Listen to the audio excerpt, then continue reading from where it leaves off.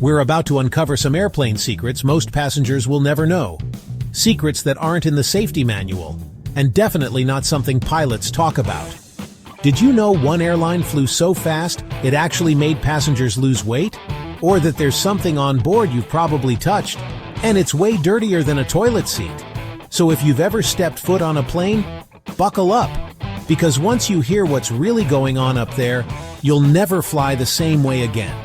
But before we dive in, make sure to hit that subscribe button. Let's clear up one of the most common questions nervous flyers ask. Why don't planes have parachutes for passengers? Seems like a no-brainer, right? Just toss one under every seat and we're good to go? Well, it's not that simple, and actually it's kind of ridiculous. First, parachutes are bulky and heavy. Equipping hundreds of them on a commercial plane would drastically reduce passenger capacity, but weight isn't even the biggest issue. Even if you had your own parachute, you couldn't open the airplane door to jump out. Why? Because the air pressure difference between the cabin and the sky at 36,000 feet makes it physically impossible to open the door mid-flight. Let's be honest, most passengers have never even used a parachute. Mid-air skydiving lessons? Not part of the in-flight entertainment. In reality, parachutes are only practical for trained professionals, like military jumpers or small aircraft crews. Okay, this might change how you pick your seat. Frequent flyer or not, this matters. Studies show passengers in the back of the plane have a 40% higher survival rate in crashes. Yep, 40%. It's like the universe rewards you for choosing peanuts and ignoring crying babies in row 23B. But don't rush to book the back row just yet. It also has the worst air quality on the plane. Why? The air's more stagnant back there. Ventilation doesn't reach as well. So yeah, bathroom germs, coughs from 17F and mystery particles, all chilling with you in the back. Quick hack. Use your air vent like a germ shield. Point it straight down for a stream of clean air. Simple, effective, peace of mind.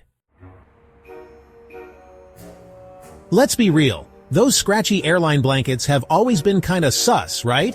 Well, prepare to be grossed out. Airlines are only required to wash those blankets once every 30 days. You heard that right? 30 days. That means that freshly folded blanket you're snuggling up with could have been used by dozens of people before you. Think about all the things that happen on a plane. People coughing, sneezing, spilling drinks, maybe even shedding a few tears, or worse, after a particularly turbulent landing. My advice? Pack your own travel blanket or just embrace the cold, hard truth and wear an extra layer of clothing. Ever get that feeling like someone's watching you in the airplane bathroom? Well, you might not be wrong. Those tiny airplane bathrooms aren't as private as you think. Flight attendants actually have a secret latch that lets them open the door from the outside. It's mainly for emergencies, like if someone passes out or, gets stuck. They can get to you quickly without having to stage a whole rescue mission in the middle of the aisle. You know that terrifyingly loud bang you sometimes hear on planes? The one that makes your stomach drop and your heart skip a beat? You're probably thinking, oh no, the engine just exploded. This is it. We're all gonna die. But hold up. More often than not, that sound isn't a sign of impending doom. It's actually just the baggage handlers, gently loading your luggage.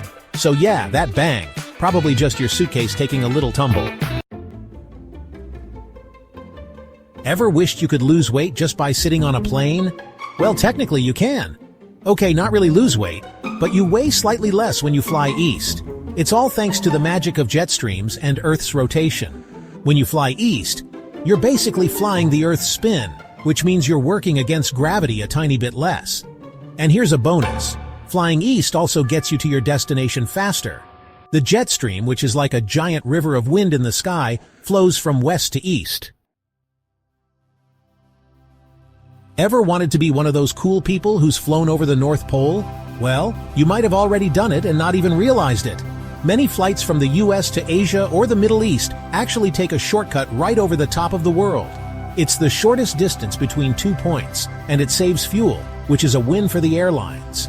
If you're lucky enough to snag a window seat on a clear day, and you remember to actually look out the window, you might catch a glimpse of the Northern Lights. Talk about a once-in-a-lifetime photo op.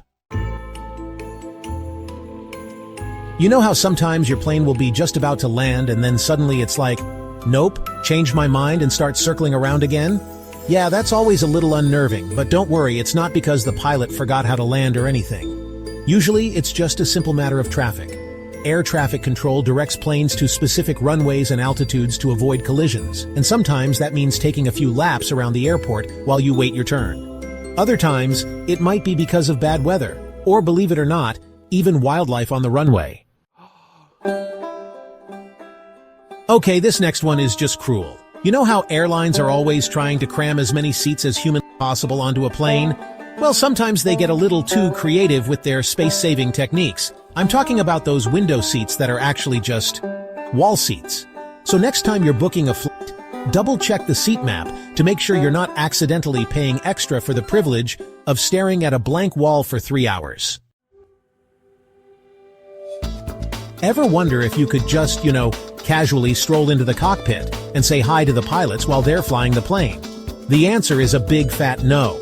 After 9/11's, cockpit doors became about as impenetrable as Fort Knox.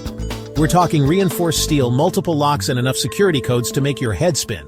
And it's not just about keeping bad guys out. Pilots need to focus on, not crashing the plane.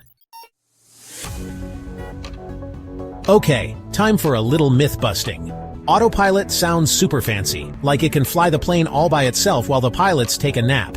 But in reality, autopilot is more like cruise control plus GPS for planes. It can keep the plane at a certain altitude and heading, but it can't land the plane, take off, or navigate through bad weather. That's still on the humans. Ever wonder why planes fly so high?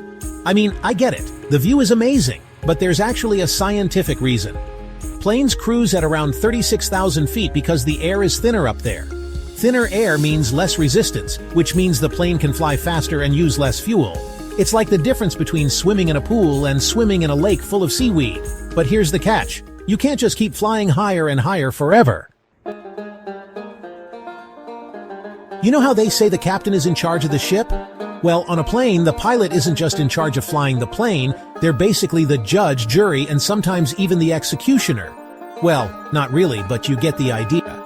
Pilots have legal authority in the air. They can detain unruly passengers, refuse to take off if they think someone is a safety risk, and they even have the power to divert the plane if there's an emergency. Imagine having that kind of responsibility while thousands of feet in the air. They're basically like sky cops with pilot's licenses. So yeah, next time you see your pilot walking through the cabin, maybe don't make eye contact. It's a role that requires immense skill, training, and a cool head under pressure. They're not just flying the plane, they're ensuring everyone's safety and making critical decisions in real time. So next time, remember, the pilot is not just a pilot, but a guardian of the skies. They're there to make sure you get to your destination safely, no matter what. So give them a nod of respect, even if you don't make eye contact. Okay, this next one might seem like a no-brainer, but you'd be surprised how many people try to argue with the flight attendants about this one. You know how they tell you to raise your tray table before takeoff and landing? It's not just about keeping the aisle clear for the beverage cart, it's about safety. In the event of a crash or a bumpy landing, that flimsy little tray table suddenly becomes a potential weapon. So yeah, raise your tray table. It's not just about being polite, it's about protecting your face. Ever notice how airplane seats are almost always blue? It's not just because blue is a trendy color. There's actually a psychological reason behind it. Blue is known for being a calming and relaxing color. It evokes feelings of peace and tranquility, which is exactly what you want when you're crammed into a metal tube with hundreds of strangers. So yeah, blue seats are basically a subtle form of mind control to keep everyone calm and collected. Ever wonder what all those random letters and numbers on your boarding pass actually mean? Well, they're not just gibberish. That code is like your flight's DNA. It contains all sorts of juicy information about your trip, like your itinerary, your frequent flyer number, and even your meal preference. And those letters at the beginning of your boarding pass? Those aren't just random. They actually tell you what class of service you booked, or how much you paid for your ticket. Well, there you have it, guys. 16 mind-blowing airplane facts that they definitely don't teach you in flight school. Learned something new? Drop the weirdest airplane fact you know in the comments. Let's see what you got. And if this video saved you from licking a used tray table, you're welcome. Hit that like button, subscribe to my channel for more epic content, and fly smarter next time. Now, for those of you who can't get enough of these juicy airline secrets, click here for even more secrets that flight attendants really don't want you to know. Trust me, you won't believe what goes on behind the scenes.